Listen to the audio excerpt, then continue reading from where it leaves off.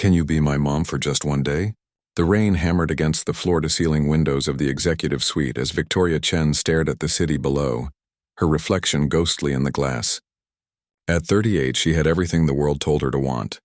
A Fortune 500 company, a penthouse overlooking Manhattan, respect that made boardrooms fall silent when she entered. Yet tonight, like every night, she would return to an empty apartment, where even her footsteps seemed to echo with loneliness. She had built an empire, but somewhere along the way she had forgotten to build a life. The knock on her office door at 9 p.m. startled her. Everyone had gone home hours ago. When she opened it, she found something that would shatter every wall she had ever built around her heart. A small girl with tangled dark hair and eyes that held more pain than any child should ever know, clutching a worn teddy bear and whispering words that would haunt Victoria forever. Can you be my mom for just one day? If this story is touching your heart already, please hit that like button, drop a comment below sharing your thoughts, and subscribe to Kindness Pulse for more inspiring stories that remind us what truly matters in life. Now let's continue. The girl couldn't have been more than 7 years old. Her clothes were clean but clearly hand-me-downs, sizes too big, and her sneakers had holes near the toes. But it was her eyes that stopped Victoria's breath. They were dark and deep and filled with a desperate hope that seemed on the verge of crumbling into dust. Victoria's assistant had left hours ago. The building's security was minimal on the executive floor. How had this child gotten here? Sweetheart, where are your parents? Victoria asked, her CEO voice softening into something she barely recognized. Concern, tenderness, fear.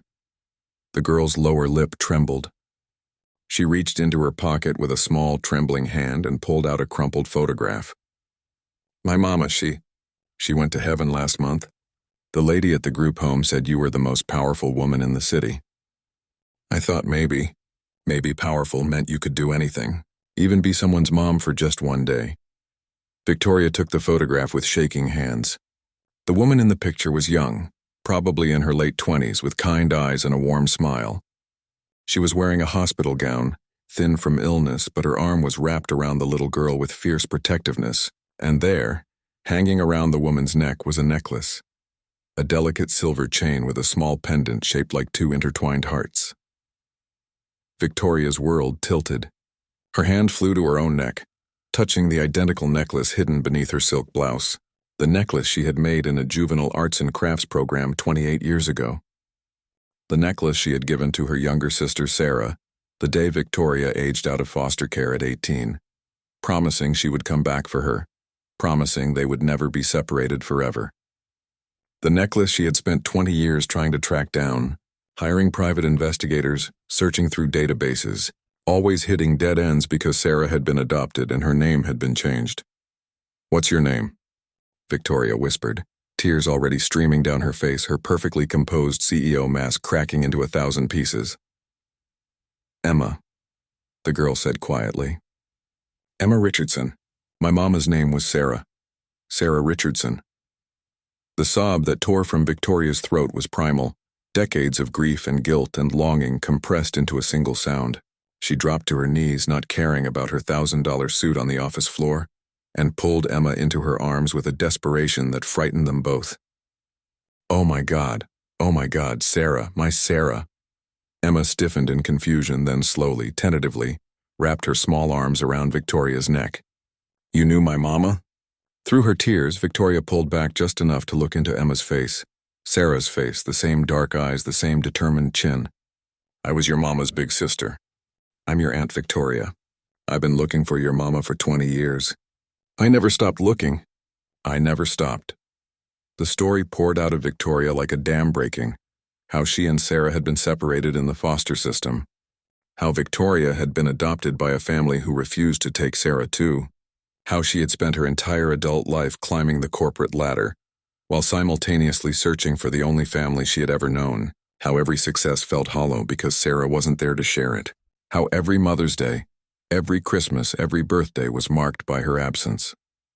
Emma listened with wide eyes, then reached up and touched Victoria's face with small fingers. Mama talked about you. She said she had a sister who was brave and strong. She said you saved her once from a bad foster home. She said she looked for you too, but she couldn't find you because her name changed. She made me promise that if anything happened to her, I should try to find someone kind, someone who would understand what it's like to be alone. I understand, Victoria whispered.